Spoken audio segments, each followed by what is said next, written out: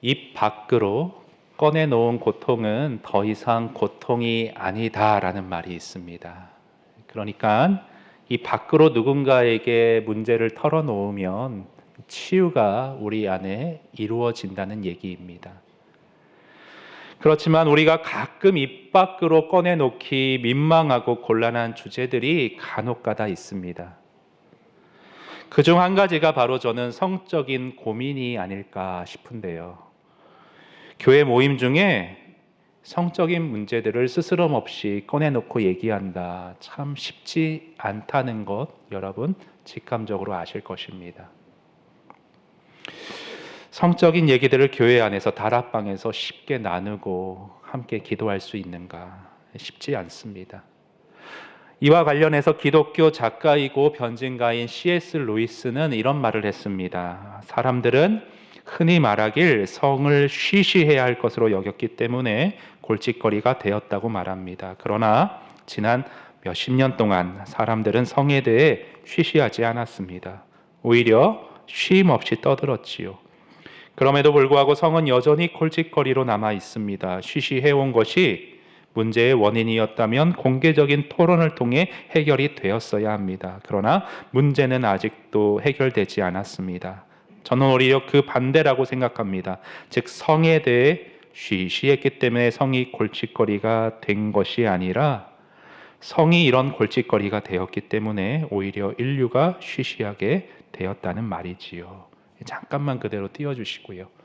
여기 마지막에 강조된 부분, 성이 골칫거리가 되었다. 자, 여러분 이 말 속에는요, 본래는 성이라는 것이 아무 문제가 없었는데 변질되고 이게 뒤틀려져서 골칫거리가 되어 버렸다는 그런 의미가 담겨 있습니다. 대체 언제부터 우리에게 주어진 하나님이 주신 성이 골칫거리로 변질되었는가? 아시겠지만 아주 이른 일찍부터 인류의 타락과 동시에 시작이 되었다고 볼 수 있습니다. 창세기 3장을 우리 화면에서 좀 보시면요. 선악과를 따먹은 이후에 그들의 눈이 밝아져 자기들이 벗은 줄 알고 무화과 나무 잎을 엮어 치마로 삼았더라고 되어 있습니다. 그러니까 죄를 범한 이후에 변화가 찾아왔는데 그중 한 가지가 뭐냐? 전에는 인식하지 못하던 벗은 몸에 대한 벗은 몸을 보며 어떤 성적인 수치심 내지는 당혹스러움이 서로를 향해 생겨났다는 말입니다. 주석을 한번 살펴보면요. 벌거벗었으면서도 부끄러워하지 않은 사람들은 대표적으로 어떤 사람들인가 묻는다면 그것은 바로 어린 아이들입니다. 타락 이전에 아담과 하와가 어린 아이 같은 시각을 소유하고 있었음을 창세기 3장 본문은 말씀해 주고 있습니다. 그런데 선악과를 먹자 성에 대해 의식하게 되었는데요. 그리고 그 성에 대한 의식은요, 지식이 더욱 명확해진 결과가 아니라 일종의 부작용이었다라고 그렇게 본문을 해석하고 있습니다. 다시 말해 선악과를 먹으면 이 눈이 밝아지고 내 삶이 더 나아질 줄만 그렇게 기대하고 있었는데 막상 먹어보니 부작용이 생겨났다, 탈이 났다라는 그 말입니다. 어떤 탈이죠? 본래는 아담과 하와가 서로를 존귀 여기면서 하나님의 형상으로 아껴가면서 서로 즐겁게 살았습니다. 그런데 타락 이후에 어떤 뒤틀린 욕망이 고개를 들고 일어났느냐? 도착적인 어떤 음흉한 시선으로 서로를 보게 된 것을 순간 인식하게 되었고 너무 민망해서 당혹스러움에 주섬주섬 몸을 가리기를 시작했던 것입니다. 여러분 이 부분에서 오해는 마셨으면 좋겠어요. 하나님은 절대 성경에서 성을 죄악시하지 않습니다. 남편과 아내가 서로 즐거워하라고 성경은 가르치십니다. 그리고 동시에 오늘 알려주시는 건 뭐냐?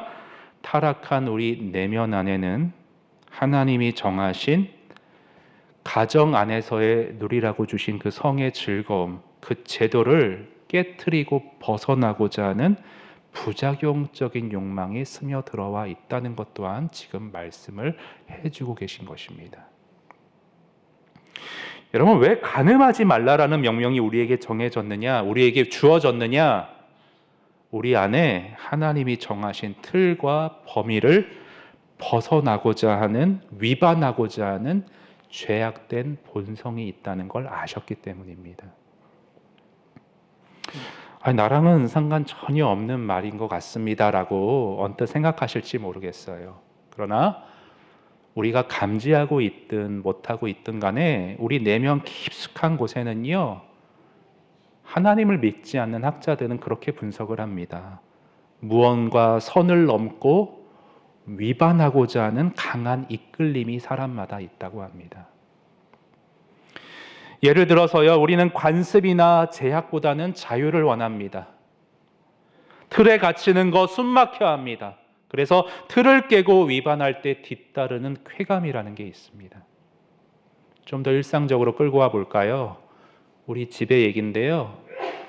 아이들이 방학을 했습니다. 그날따라 가족이 어디 외출을 해서 피곤한 나머지 저녁을 간단히 먹고 아내가 일찍 잠이 들었어요. 근데 간단히 먹다 보니까 아이들이 좀 출출했던 것 같아요. 저도 그렇고. 그래서 셋이 단합을 해가지고 엄마 몰래 우리 나가서 치킨 먹으러 가자.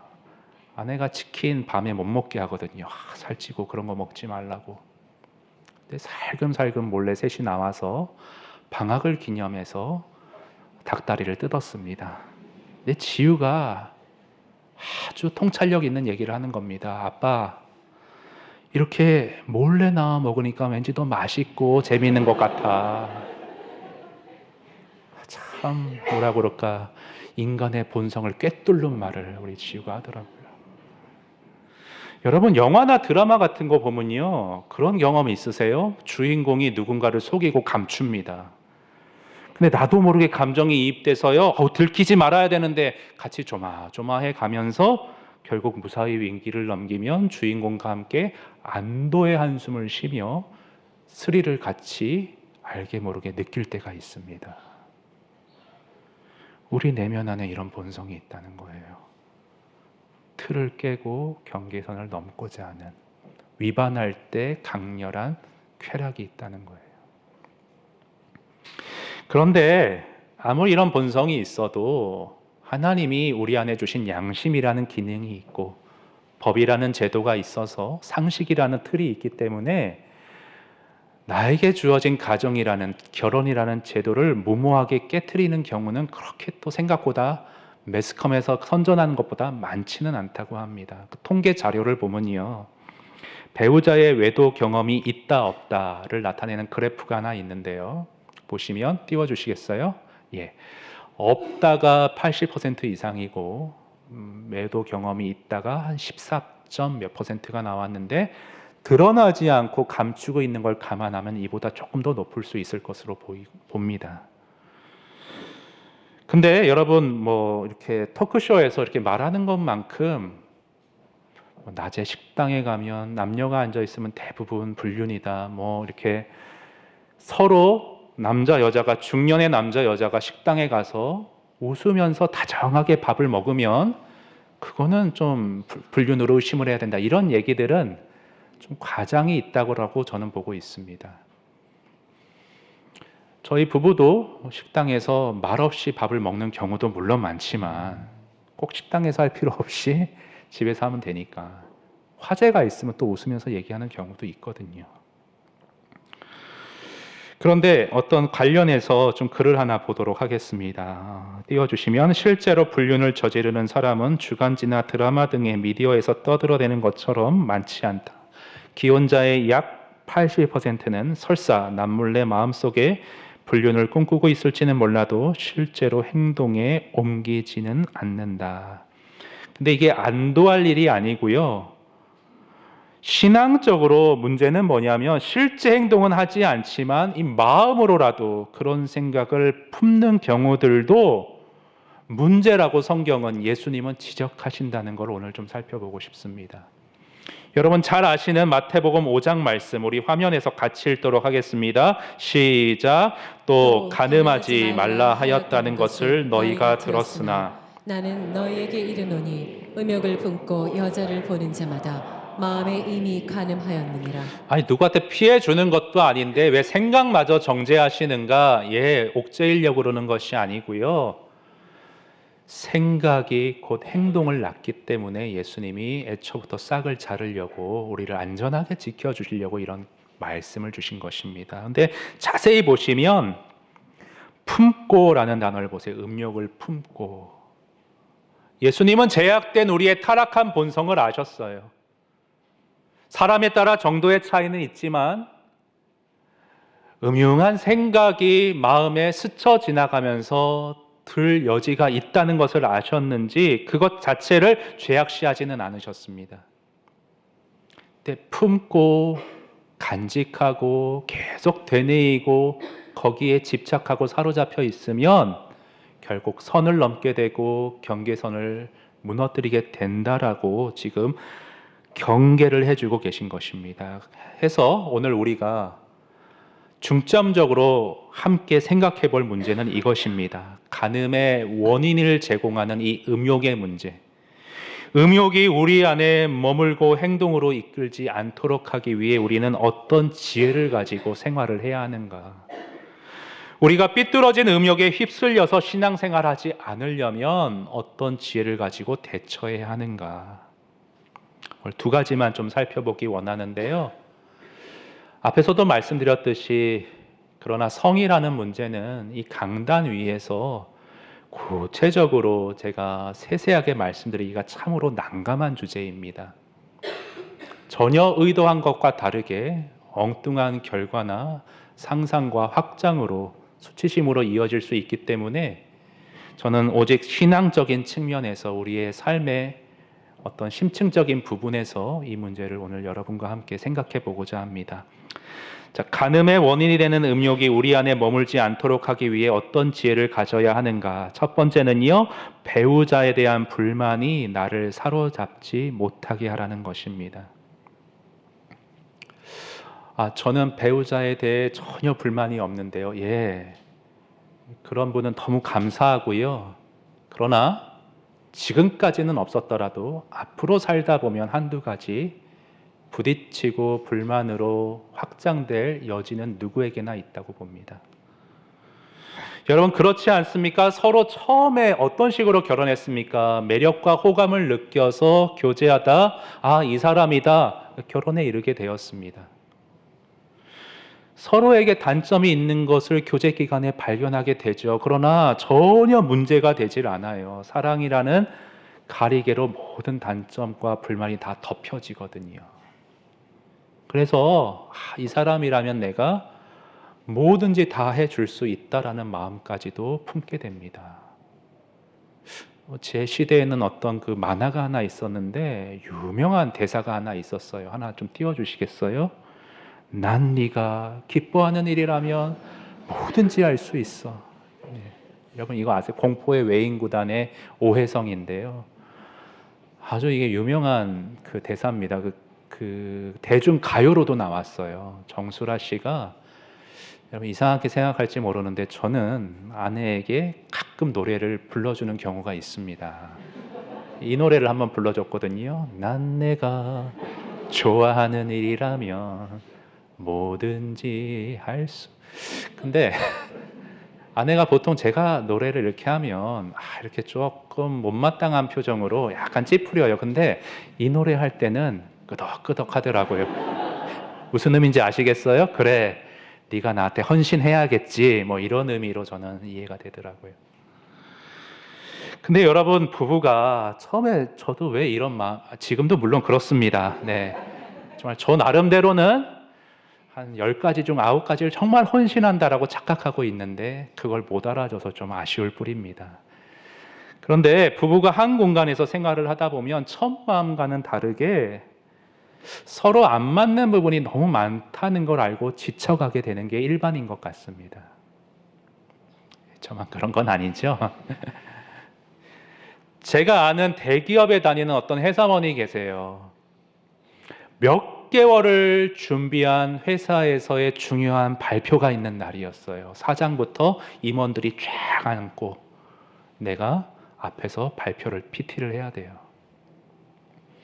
그래서 밤새서 그거를 준비한 걸 읽고 또 읽고 악센트나 억양까지도 다 신경 쓰면서 완벽하게 준비를 한 뒤에 자, 샤워를 쫙 하고 옷을 새로 입으려고 하는데 속옷하고 양말이 없는 거예요. 어떻게 된 거니까 보니까 아내가 저녁에 이렇게 빨래를 돌렸는데, 세탁기를 돌렸는데 깜빡 잠이 들고 말았네요. 그래서 널어놓질 못한 겁니다. 건조기도 없고 주변에 편의점도 없고 시간은 쫓기고 찝찝한 마음에 그냥 양말과 속옷을 입고 갔습니다. 근데 강팍관념이 조금 경향이 있는 남자였어요. 계획대로 안 되면 굉장히 불편해하고 뒤틀어지는 성격. 야, 이 중요한 날인데 찝찝한 겁니다. 신경 쓰이는 겁니다. 짜증이 나는 겁니다. 근데 아내는 너무 성격이 털털해요. 그래가지고 그냥 미안해하면 될 텐데 짜증을 너무 심하게 내니까 뭐 그럴 수도 있지, 뭐 이렇게 하루 정도 지난 거 그냥 입을 수도 있지 뭘 그러냐고 이렇게 또 해가지고 아침에 한참 다투고 대기업 임원들 앞에 발표를 하게 되어집니다. 그래서 우리 가수 이소라 씨가 우리 삶의 이런 현실을 놓고 아주 애달프게 노래한 노래가 있지 않습니까? 한번 화면 갖고 와봤는데요. 가사 보이실지 모르겠어요. 사랑은 비극이여라. 그대는 내가 아니다. 어떻게 이렇게 명가사를 쓰면 그 다음 추억은 다르게 적힌다. 야, 진짜. 그래서 여러분 이렇게 서로 다름이라는 간격으로 삶의 피로도가 쌓이다 보면 전에는 사랑으로 다 덮였던 단점이 이제는 불만으로 내 안에 자리를 잡게 됩니다. 사람이 대체 왜 이렇게 눈치가 없고 어떻게 저렇게 행동할 수 있는가. 아주 배우자를 못마땅하게 여기는 지경에까지 이르게 되는 그런 사례들도 있습니다. 근데 문제는요, 엉뚱한 생각이 그때 살짝 스치는 거예요. 내가 젊을 때 너무 어리고 뭘 몰라서, 사랑이 뭔지 몰라서 선택을 잘못한 게 아닌가. 이 사람과 잘못 만난 게 아닌가. 이런 불만과 엉뚱한 생각이 고개를 살짝 들고 일어납니다. 근데 그렇게 잠깐 스쳐 지나가면 또 괜찮은데 그게 계속 머물러 있고 씨앗이 돼서 불륜이나 외도로 확장되는 일들이 덜어 있는 것 같습니다. 저는 간음하지 말라라는 이 명령이 단순히 어떤 육체적인 욕구에 의한 것보다도 현실적으로, 실질적으로는 심리적인 것이 훨씬 많다라고 저는 그렇게 보고 있습니다. 아내들이 남편에 대해서 참 못마땅해서 심적으로 방황하는 경우들이 있습니다. 사람이 왜 이렇게 무능한가, 왜 이렇게 멋이 없는가 속상해합니다. 근데 남자들이 또 그걸 알아요. 아내가 나를 못마땅하게 만족하지 못하는구나, 나를 마음에서 밀어내고 있구나. 남자는 인정을 받아야 살아가는 존재인데 자꾸 밖으로 그래서 돌 수 있는 겁니다. 밖에 나가서 인정과 확인을 받으려고 하는 것이지요. 근데 여러분, 이런 말이 있습니다. 텐드 우드라는 사람이 한 말인데요. 결혼의 성공은 적당한 짝을 찾는 데 있는 것이 아니라 적당한 짝이 되는 데 있다. 적당하고 완벽하고 서로 일치하는 만남은, 결혼은 저는 거의 없다라고 봅니다. 그대는 내가 아닌데 삶의 기록이 다르게 적혀 나가는데, 그러나 그 간격을 메우고 서로 자라가는 게 결혼 생활의 영적인 의미라고 저는 생각하고 있습니다. 여러분, 근데 하나님의 일하심을 이 간격 속에서 놓치지 않는 지혜가 필요해요. 왜 그렇게 다르게 만나게 하셨는가? 기도하고 만났잖아요. 근데 왜 이렇게 간격이 생기는가?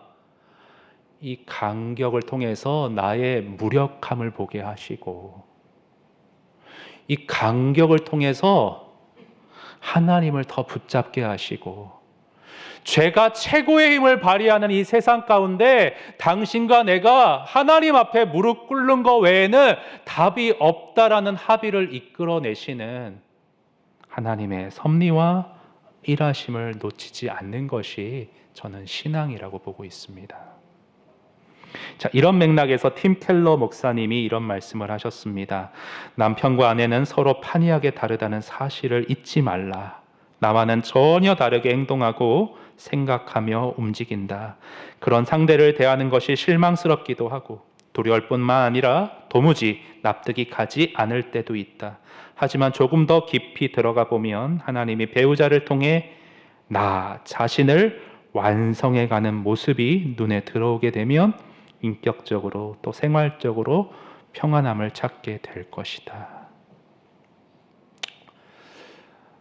여러분, 인간의 타락한 죄성이 뭐냐면 다 나 중심으로 생각한다는 것입니다. 네가 잘못했어. 당신이 문제야. 내 생각대로, 내가 원하는 틀대로 이쪽으로 오면 우리 가족은 문제가 될 게 없어. 근데 여러분, 절대 상대방은 바뀌지 않는다고 보시면 됩니다. 그 나이가 지긋하신 80이 넘으신 장로님이 해주신 말씀이 있어요. 어떤 청년이 질문을 했습니다. 배우자 선택에 후회가 없으려면 어떻게 해야 되지요? 딱 한마디만 할게. 결혼이나 헌신적인 관계를 이룰 때에 내가 배우자를 바꿀 수 있다고 절대 생각하지 말라는 거예요. 나 중심에서 상대방을 바꾸고 싶어 하는 것은 인간의 본성이거든요. 근데 아무리 애를 써봐도 뜻대로 안 되고 역으로 상대방은 나를 바꾸려고 하니까 서로 계속 충돌이 갈등이 깊어질 수밖에 없는 구조인 것이지요. 그러나 우리는요, 예수 그리스도의 포용함과 관용과 사랑을 입은 자들로서 주님, 제가 주를 따라 살겠습니다. 주님을 닮아가기 원합니다. 여러분, 입으로만 말고요. 이론적으로 말고요. 실질적으로 말 그대로 살아가고자, 성숙해 가고자 한다면 여러분, 부부 사이 가족이라는 제도만큼 훌륭한 훈련장이 없다는 사실을 여러분 아셔야 해요.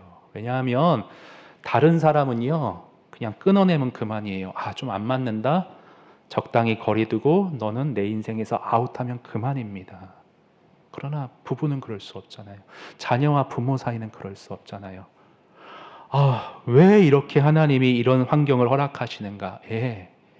나 중심이고 이기적이고 옹졸한 나를 아버지와 같이 넓은 포용력과 관용과 사랑으로 넓혀가기 위해, 성화시키기 위한 하나님의 장치라는 것을 여러분 지혜의 눈으로 보실 수 있게 되기를 바랍니다.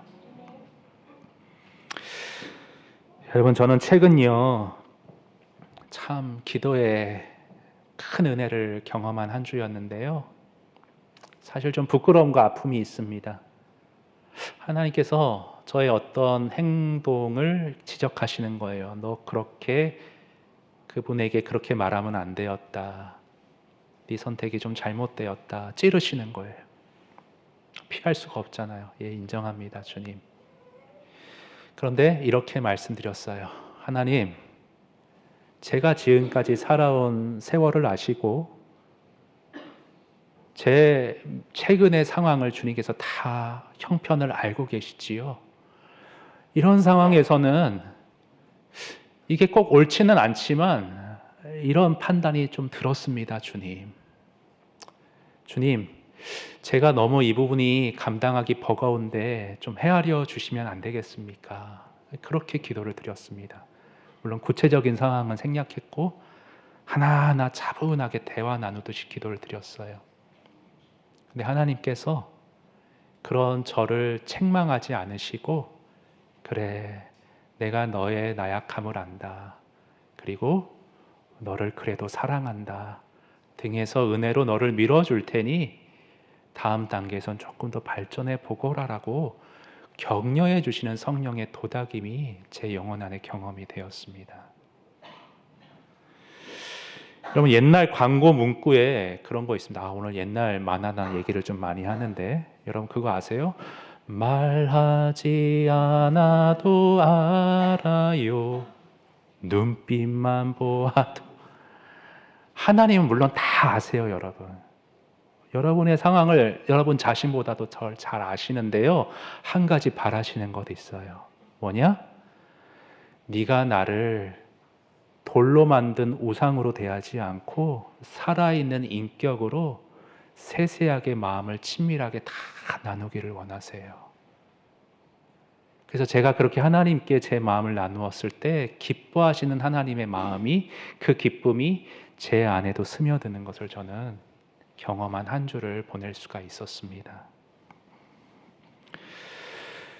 그래서 제가 왜 이 말씀을 꺼내드냐 하면, 우리가 음욕에 휩싸이지 않도록 가져야 할 지혜 중에 뭐가 있냐면, 두 번째 같이 한번 읽어보겠습니다. 시작. 하나님과의 친밀한 교제를 통한 기쁨이 나를 사로잡게 하라는 것이에요. 여러분, 우리 신앙에는 기쁨의 요소가 있어야 합니다. 그리스도인들은 뭔가 갑갑하고 옥죄어 있고 어떤 틀에 갇혀 있는 무기력한 생명력 없는 신앙의 모습으로 자꾸 연상이 되면 안 돼요. 즐겁고 기쁜 것이 신앙생활이에요. 살아계신 하나님과 교감하고 기도하고 그분이 또 말씀하시면 그 말씀으로 내가 자유함을 얻고 자라가는 그런 환희와 경이로움이 있는 신앙생활.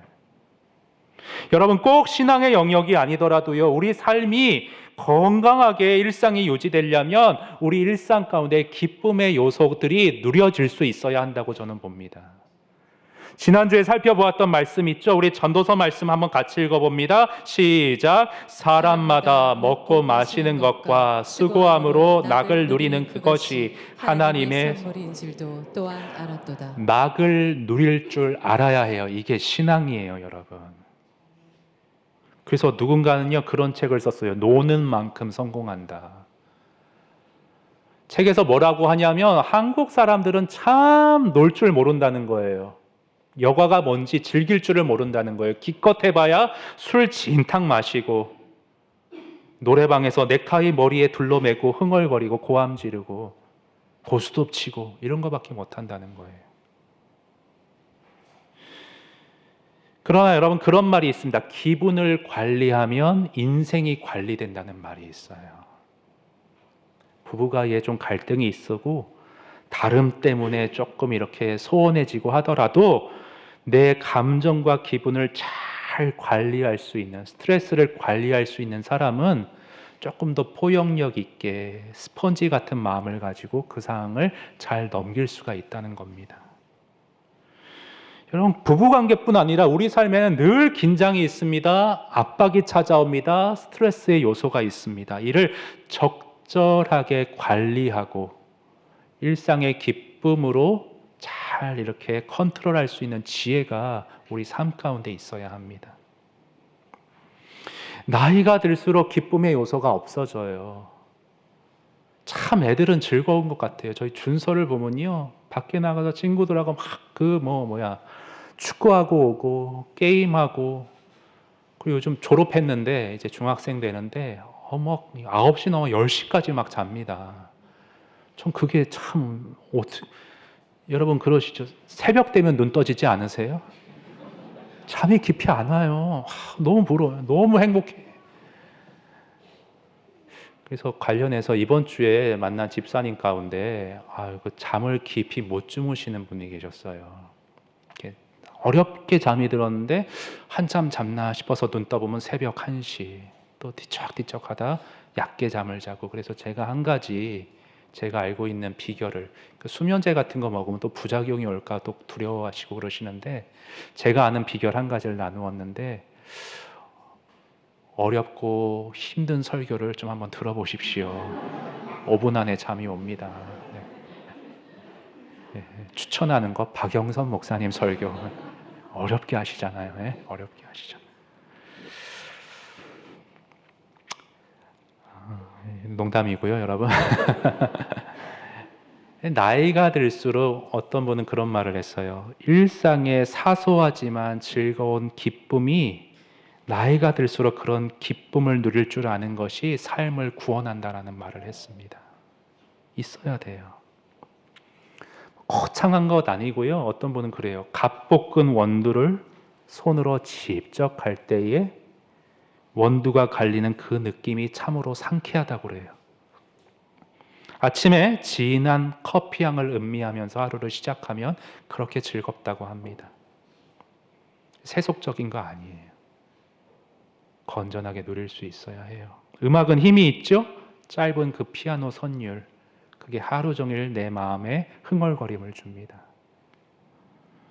저 같은 경우는 자연을 통해 얻는 기쁨이 있어요. 아까 기도도요, 산책하면서 기도했던 건데 걷다 보면 제 여러 가지 산란했던 정신이 이렇게 정제되는 걸 느껴요. 사람마다 맞는 것들이 있을 것입니다. 그러나 저와 여러분이 공통적으로 무엇보다 놓치지 말아야 할 기쁨은 무엇이냐? 그것은 살아서 숨쉬고 역사하시는 하나님과의 일상에서의 친밀한 교제, 그 교제에서 오는 기쁨을 놓치지 않기를 원합니다. 여러분, 로이드 존스 목사님은 그런 표현을 썼어요. 성령님과의 로맨스. 신앙생활은 이런 거예요. 로맨스예요, 여러분. 그래서 다윗은 이런 말을 했습니다. 우리 마지막으로 같이 한번 화면 보시고 시편 말씀 읽습니다. 시작. 주님께서 내 마음에 안겨주신 기쁨은 핵곡식과 새 포도주가 풍성할 때 누리는 기쁨보다 더 큽니다. 농부가요, 풍성한 수확을 거둘 때 그보다 더 큰 기쁨이 있을까요? 오늘날로 말하면 회사 안에서 봉급이 오르고 내가 수고한 만큼 진급하는데 얼마나 기쁘겠습니까? 그런데 다윗은 말합니다. 그런 기쁨보다도 주 안에서 주님께서 내 마음에 안겨주신 기쁨은 훨씬 더 크다고요. 제가 묻고 싶습니다. 여러분께서는 주님께서 내 마음에 경험케 하시는 기쁨이 무엇인지를 알고 계십니까? 제가 이번에 제자훈련 지원서를 이렇게 받아봤는데 거기에 신앙서적을 1년에 몇 권 읽느냐, 성경 통독을 얼마나 했느냐, 그런 체크란이 있습니다. 신앙서적도 읽었고 성경도 몇 번 통독했다 체크를 하는데 가장 체크를 못하는 게 하루에 기도를 얼마나 하느냐. 못한다. 5분, 10분. 기도의 감흥과 기쁨을 느낄 줄 몰라 하는 것 같아요. 여러분, 우리가 중보 기도도 필요합니다. 그게 뭐냐면 전투에 비유할 수 있어요. 아말렉과 같은 세속적인 세상에서 나라를 위해서 다른 누군가의 아픔을 위해서 기도할 때 통성으로 기도하는 그런 기도가 있어야 돼요. 그러나 균형이 있어야겠죠. 나를 돌아보며 주의 사랑의 품에서 안식하며 따뜻하게 교제 나누는 그런 묵상의 기도도 우리에게 있어야 합니다. 근데 기도를 잘 어떻게 해야 될지 모르세요. 그런데 하나님께서 우리에게 약속하시고 허락하신 성령님이 에베소서나 여러 가지 성경을 보면 성령 안에서 기도라는 표현이 나옵니다. 물어보세요. 성령님 어떻게 기도해야 할까요? 기도를 가르쳐 주십시오. 경험케 해주십시오. 살아계신 하나님과 형식이 아니라 내 삶을 있는 그대로 나를 받아주시고 안아주시는 그분께 진솔하게 털어놓을 때에 그 치유됨, 하나님의 임재의 손길, 여러분 경험하실 수 있기를 바라요. 말씀도 마찬가지예요. 듣고 그렇구나. 아니요. 내 마음속에서 우려내 보십시오. 제자훈련의 큰 과제 중에 하나는 주일 설교를 요약하고 나만의 느낀 점과 적용점을 한번 적어보라는 거예요. 근데 그 과제를 하신 분들이 말하는 게 목사님, 예배 때 느꼈던 것보다 예배 때 20%의 은혜를 받았다면 이 과제하면서 80%의 은혜가 내 안에서 경험된다는 거예요. 여러분, 신앙의 2025년 새로운 영역과 기쁨의 확장이 여러분에게 있으셨으면 좋겠습니다. 제가 참 좋아하는 찬양이 있는데요. 내가 믿고 또 의지함은 내 모든 형편 잘 아는 주님, 늘 돌보아 주실 것을 나는 확실히 아네. 여러분, 제가 아까 서론 때 성이 죄로 인해 골칫덩어리가 되어서 참 민망하여서 이 강단에서 자세히 얘기를 못한다는 한계를 제가 말씀드렸습니다. 여러분 가정에 또는 부부가 아니더라도 독신으로 또 여러 가지 이유로 홀로 지내시는 분들, 음욕의 문제로 누구에게도 털어놓지 못하고 끙끙거리는 분들이 혹시 이 가운데 계실지 모르겠습니다. 주제의 특성상 제가 부부관계나 여러 가지 구체적인 사항들을 말씀드릴 수는 없으나 저는 한 가지 믿음을 갖고 있습니다. 살아계신 성령께서 여러분이 진솔하게 마음을 털어놓을 때 여러분의 모든 사정을 아시는 그분께서 여러분을 돌보아 주시고 지도해 주시며 마음의 짐을 덜어주시고 치유하여 주실 것을 믿습니다. 여러분, 이런 관점에서요, 우리 C.S. 루이스의 말 우리 마지막으로 한번 같이 살펴보고 오늘 설교 마치도록 하겠습니다. 제가 읽어드립니다. 물론 하나님 앞에서의 완벽한 순결은 부부간의 완벽한 사랑처럼 단순한 인간의 노력, 나의 노력으로만은 이룰 수 없는 것이 분명합니다. 그렇기 때문에 여러분은 하나님의 도움을 구해야만 합니다. 그러나 그렇게 도움을 구했는데도 오랫동안 도움이 오지 않는 것처럼 느껴지거나 나에게 필요한 만큼 충분히 도움이 오지 않는 것처럼 느껴질 때가 있을 수 있습니다. 그렇더라도 걱정하지 마십시오. 실패할 때마다 용서를 구하시고 다시 일어나 거듭 시도하십시오. 많은 경우 하나님이 무엇보다 먼저 도우시는 부분은 순결의 덕목 그 자체가 아니라 언제라도 다시 시도할 수 있는 이 능력이기 때문입니다. 순결도 중요하지만 그것을 이루고자 노력하는 과정은 그 덕목 자체보다 훨씬 더 중요한 영혼의 습관을 훈련시켜 줍니다. 이 과정을 통해 우리는 자신에 대한 착각을 버리고 하나님만 의지하는 법을 배우게 됩니다. 한편으로는 최상의 상황에서도 자신을 신뢰하지 않을 수 있게 되며 다른 한편으로는 최악의 상황에서도 자신의 실패를 용서받을 수 있기에 절망할 필요가 없다는 것을 배우게 되지요. 치명적인 실패는 오직 하나, 완전을 포기하고 그 이하에 안주하려는 것입니다. 사랑하는 여러분, 아무에게도 털어놓지 못한, 말 못할 어떤 성적인 고민들이 있으십니까? 이건 어쩔 수 없는 건가 보다, 다 이런 거지, 쉬쉬하며 그렇게 살아가는 거지. 아니요, 하나님의 기준과 완전을 포기하지 마시기 바랍니다. 그 이하에 안주하지 마세요. 여러분의 힘으로는 할 수 없어요. 성령이 도우실 것이고요, 도중에 실패하더라도 괜찮습니다. 부부의 간격을 메우듯이 이 성이라는 문제를 통해서 하나님께 더 매달리게 하고 형식적인 신앙이 아니라 내 마음 그대로를 내어놓는 기도의 자리로 나를 이끌어 들이시고 하나님의 살아계신 치유의 손길을 직접적으로 경험하게 하시며 하나님과의 로맨스를 이루실 하나님의 아름다운 목적이 그 뒤에 섭리되고 있고 나를 돌보고 있다는 사실 때문에 우리는 절망하거나 주저앉을 필요가 없습니다. 나를 이끄시고 돌보실 성령을 믿고 이 문제 가운데 주의 품으로, 주님의 사랑 안으로 더 깊이 파고드시는 저와 여러분의 복된 신앙생활 되시기를 바랍니다. 우리 함께 찬양하시겠습니다. 이 좋은 주님, 나 무엇과도 바꾸지 않으리, 다른 어떤 은혜 구하지 않으리. 우리 함께 들은 말씀 생각하며 찬양합니다. 무엇과도 주님을 바꾸지 않으리, 다른 어떤 은혜 구하지 않으리.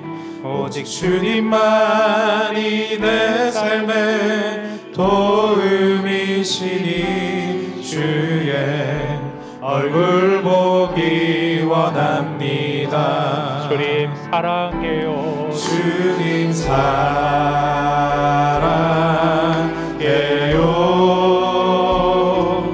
온 마음과 정성 다해 하나님의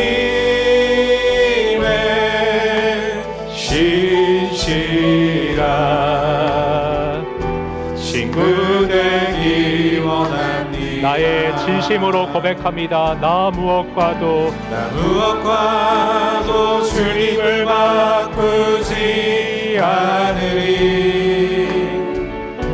다른 어떤 은혜 구하지 않으리.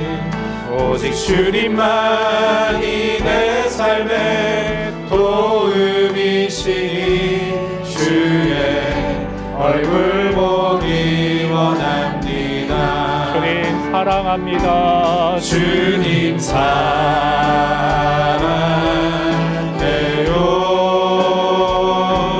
온 마음과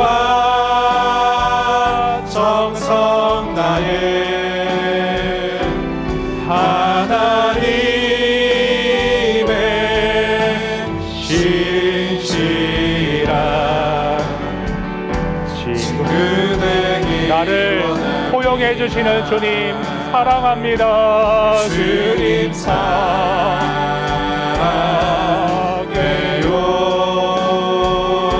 온 마음과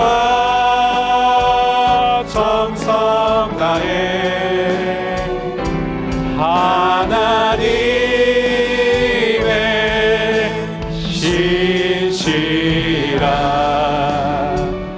친구 되기 원합니다.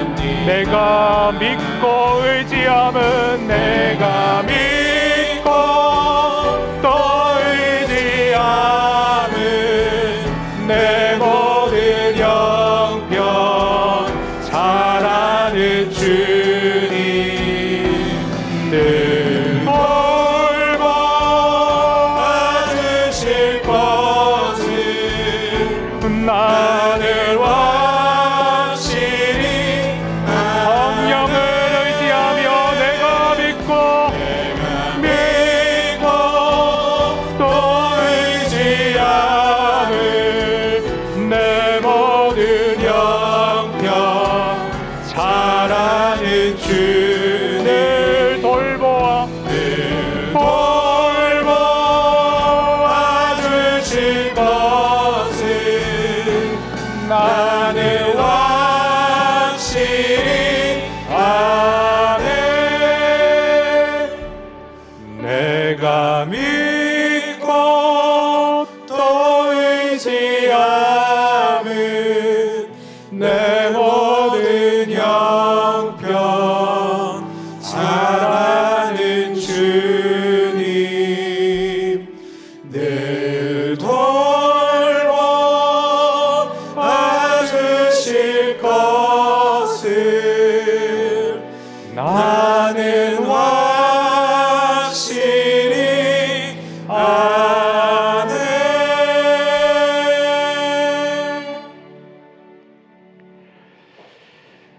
여러분, 오늘 말씀이 혹시 성령에 의해 여러분에게 터치되는 바가 있었다면 오늘 그 부분을 놓고 성령 하나님의 인도함을 받아 같이 좀 기도했으면 좋겠습니다.